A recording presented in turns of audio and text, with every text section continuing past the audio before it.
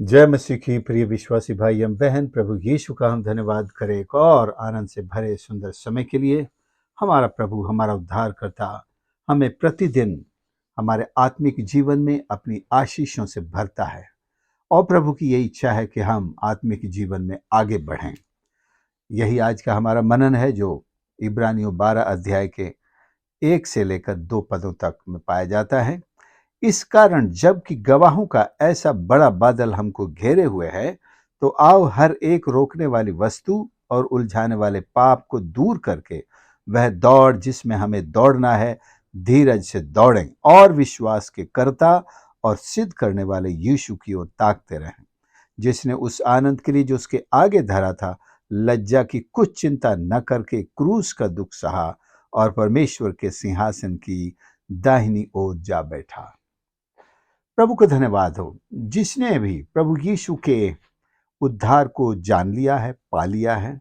परमेश्वर की यही इच्छा उन सब के लिए सबसे ऊपर है कि हम आत्मिक रूप से तरक्की करें, हम शारीरिक रूप से भी भले चंगे स्वस्थ रहें, जैसा यूहन्ना की तीसरी पत्री में कहा गया है दूसरे पद में कि जैसे तू आत्मिक उन्नति कर रहा है, मेरी प्रार्थना है तू भला चंगा रहे। परमेश्वर के सारे भक्तों की यही प्रार्थना रहती है पूरी कलीसिया के लिए कि हम आत्मिक रूप से तरक्की करें, शारीरिक रूप से भले चंगे रहें और भौतिक रूप से भी परमेश्वर की आशीष हम सबके जीवन में आती रहें। तो यहाँ पर इब्रानियों का लेखक संभवतः हम प्रेरित पौलुस को ही मानते हैं, दूसरा कोई नाम नहीं। उसको इसका लेखक मानने के कुछ कारण हैं कि इसकी जो विषय वस्तु है, जो शब्द भंडार है, जो लिखने की शैली है और जो सब्जेक्ट्स जो डील किए गए हैं, वो सारे पौलुस की बाकी पत्रियों से मिलते जुलते हैं, तो इसलिए माना जाता है, बाकी कोई और कारण नहीं है।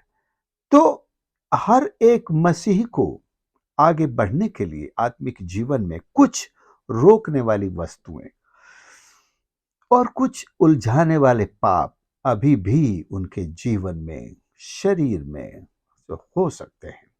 इनसे इनकार नहीं किया जा सकता है।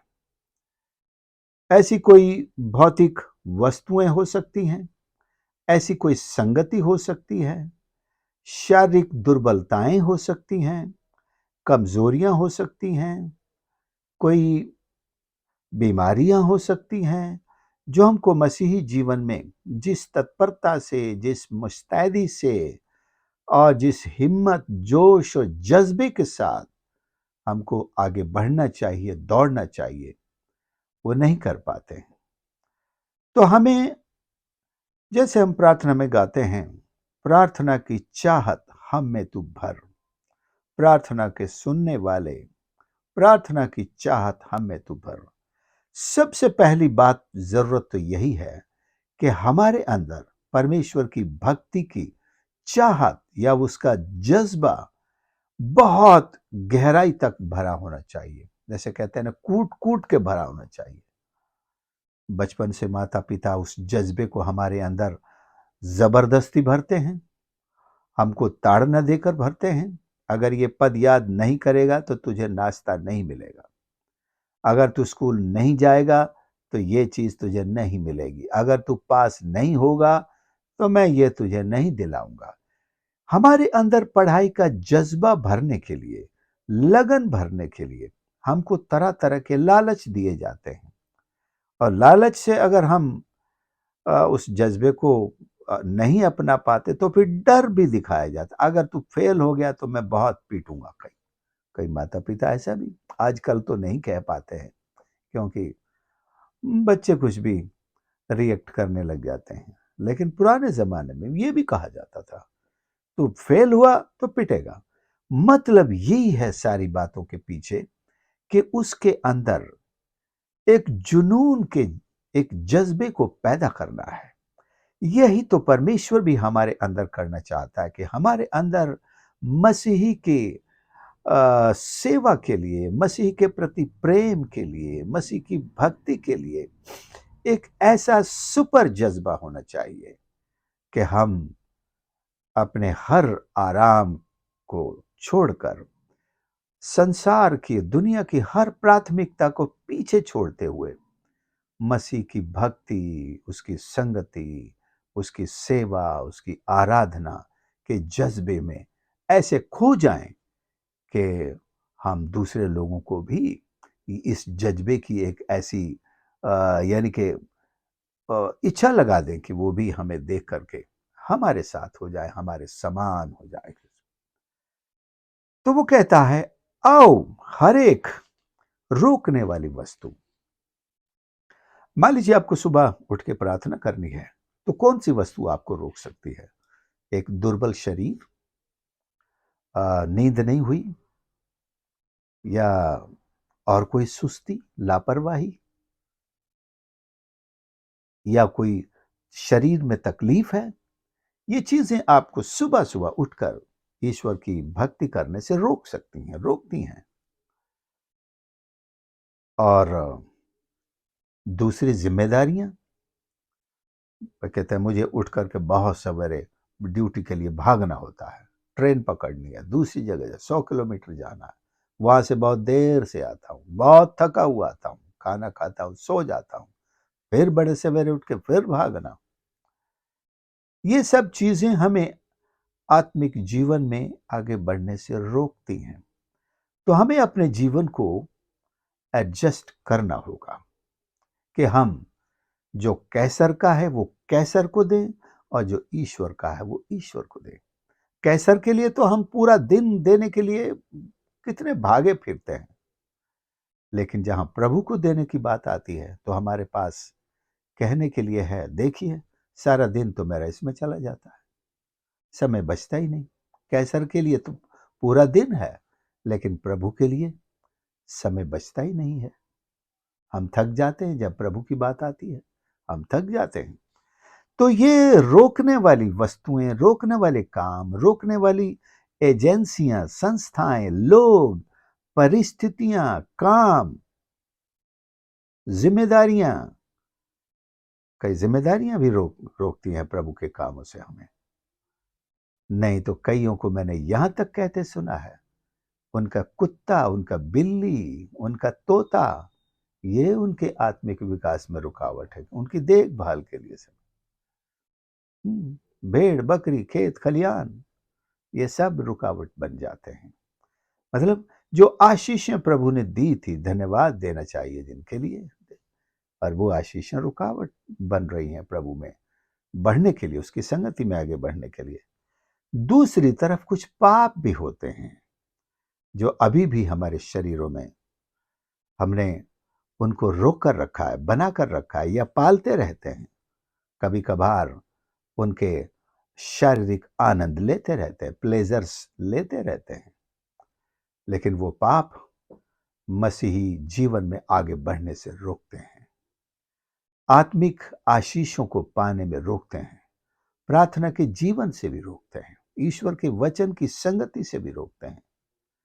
कईयों को तो इतवार को चर्च जाने से भी रोकते हैं पाप, उनके प्रोग्राम से बन जाते हैं। संडे को इधर जाना है, संडे को उधर जाना है। कुछ लोगों को अपनी बीमारियों के इलाज के लिए भी संडे को जाना होता है, उनको डॉक्टर संडे को बुलाता है। ज्यादातर डॉक्टर संडे को छुट्टी रखते हैं, लेकिन कुछ डॉक्टर संडे को ही बुलाते हैं उनको, विश्वासियों को ही, और वो भी चल देते हैं प्राथमिकता के साथ।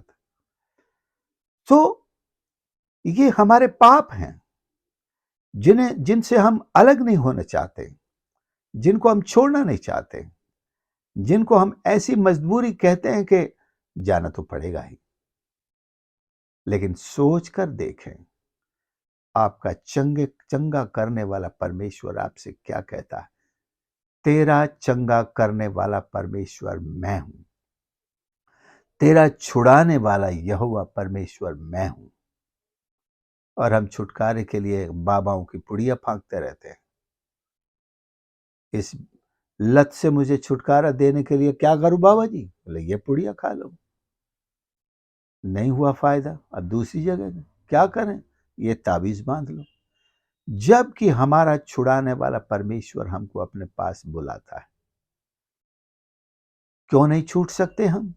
क्योंकि हम पाप नहीं छोड़ना चाहते।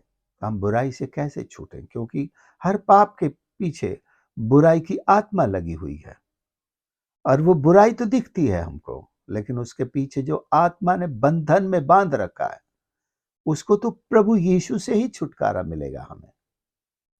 कोई भी पुड़िया से हमें दुष्ट आत्मा से छुटकारा नहीं मिल सकता, ताबीज से छुटकारा नहीं मिलता है। सो प्रियो, हमें पापों से छुटकारा पाना है तो यीशु के पास आना होगा। तो पहली चीज, उन पापों से तौबा करनी होगी। तौबा से पहले उन्हें पहचानना होगा कि ये पाप इन्होंने मुझे मसीह जीवन में आगे बढ़ने से रोक रखा है, उलझा रखा है।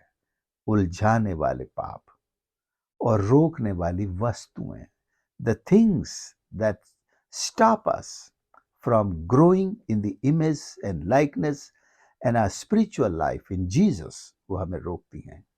क्या करेंगे हम अपने अंदर उस जज्बे को, उस चाहत को भरना चाहते हैं।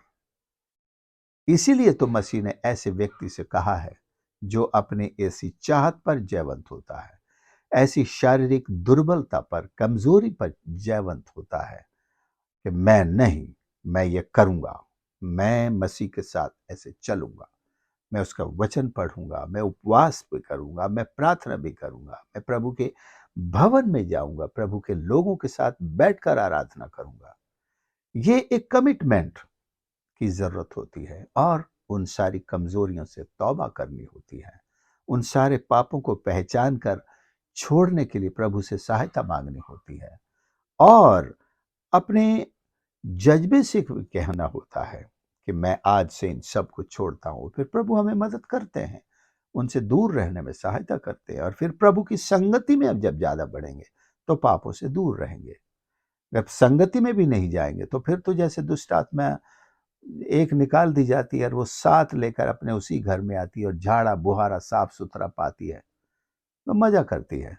तो हम अगर अपने मसीही जीवन को प्रभु यीशु के सेवा में, भक्ति में, प्रभु यीशु को अपने हृदय में रखने में अगर आगे नहीं बढ़ेंगे, तो फिर एक दुष्ट आत्मा के निकलने से सात और का अटैक का खतरा बना रहता है और निश्चित हो जाता है। हमें अपने आप को मसीह की भक्ति में व्यस्त करना होगा, उसकी सेवा में व्यस्त करना होगा, और शरीर में जो भी दुर्बलता है, जो भी कमजोरी है, जो भी ऐसी इच्छाएं हैं जो हमें रोकती हैं, उन सब को हमें दबा करके उन पर जयवंत होना है। उनसे कहें, no, I will not do it any more. यीशु ने एक व्यक्ति को, जिसको चंगा किया था, जब दोबारा मंदिर में मिला तो उससे कहा, जा फिर से पाप न करना, कहीं ऐसा ना हो इससे भी भयंकर बीमारी तुझ पर आ पड़े।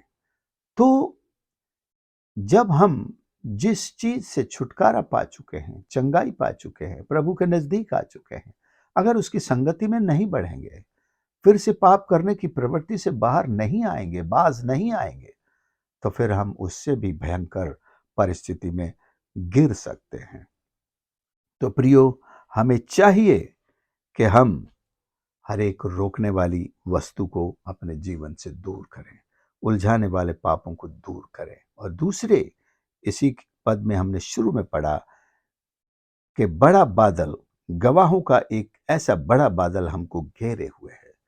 परमेश्वर के साथ उसके स्वर्गदूत हमको देख रहे हैं, हमारी आत्मिक दौड़ को चीयर अप कर रहे हैं। हमें जरूर उनको देखा देखी इसको आगे बढ़ाना। हमारा प्रभु यीशु, जैसा हमने यहाँ पढ़ा, परमेश्वर की सिंहासन की दाहिनी ओर जा बैठा है। वो वहां से हमको ताक रहा है। जैसे स्तिफनुस जब पत्थरवाह किया जा रहा था, वो उसकी दौड़ थी, वो उसमें तेजी से दौड़ रहा था, वो परमेश्वर का वचन सुनाता चला जा रहा था, लोग उसे पत्थरवाह कर रहे थे, और उसने उस दौड़ में देखा प्रभु यीशु से चीयर कर रहे हैं। वो अपने पिता के दाहिनी ओर सिंहासन पर खड़े हो गए हैं, उसकी आत्मा को उन्होंने ग्रहण किया। ये स्वर्ग से स्तिफनुस को चीयर किया जा रहा था, केवल आखिरी लम्हे में नहीं। हमारा प्रभु हमें हर समय हौसला बढ़ाते हैं, हमारे साथ हैं। जब आप सोते हैं, जब आप दुआ करते हैं, जब आप चर्च में बैठे होते हैं, जब आप रास्ते में चल रहे होते हैं, हमारा प्रभु हमारा हौसला बढ़ाता है, हमारी रक्षा करता है। जब हम प्रार्थना कर रहे होते हैं, वो हमारा हौसला बढ़ाते हैं। पवित्र आत्मा तो हमारे साथ मिलकर दुआ करता है, क्योंकि हम नहीं जानते कैसी दुआ करनी चाहिए। वो हमारे साथ मिलकर आहें भर करके बोझ के साथ, आंसुओं के साथ दुआ करते हैं। तो आइए हम आज से अपने मसीही जीवन को और गहरा उसमें उतरेंगे। हर एक रोकने वाली वस्तु और हर एक उलझाने वाले पाप को हम ढूंढ ढूंढ कर अपने जीवन से निकालेंगे और मसीह की संगति में, उसकी सेवा में, प्रार्थना की चाहत को आज से हम भरपूरी के साथ अपनाएंगे। हम सुबह सवेरे उठकर प्रार्थना करेंगे। हर एक उदासी लाने वाली, सुस्ती लाने वाली, थकान लाने वाली, फिर से नींद लाने वाली ऐसी बातों को, वस्तुओं को हम अपने से दूर करेंगे और हम कहें नहीं, मुझे दुआ करनी है, मुझे बाइबल पढ़नी है, मुझे प्रभु के गीत गाने हैं, मुझे ईश्वर की सेवा करनी है। तो इस चाहत को और मजबूती हम बख्शेंगे। प्रभु इसमें हमारी मदद करे। आइए हम प्रार्थना करें। प्यारे प्रभु हमारे परमेश्वर, हम धन्यवाद करते हैं आपके इस पवित्र वचन के लिए, जो हमारी आंखें खोलता है परमेश्वर के हम जो आपकी आशीष पा चुके हैं, आपकी संगति में, आपकी सेवा में और आत्मिक जीवन में निरंतर आगे बढ़ते रहें।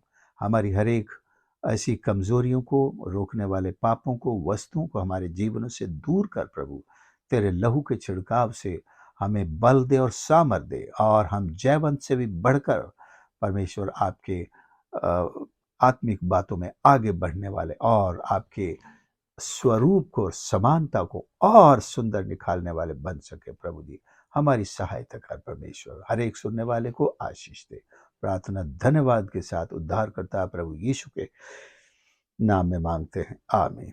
प्रभु आप सबको आशीष करे। आपने इस संदेश को सुना है, जरूर दूसरों के साथ भी शेयर करें और आपके लाइक्स और कमेंट्स जरूर हमारे साथ शेयर करें। God bless you.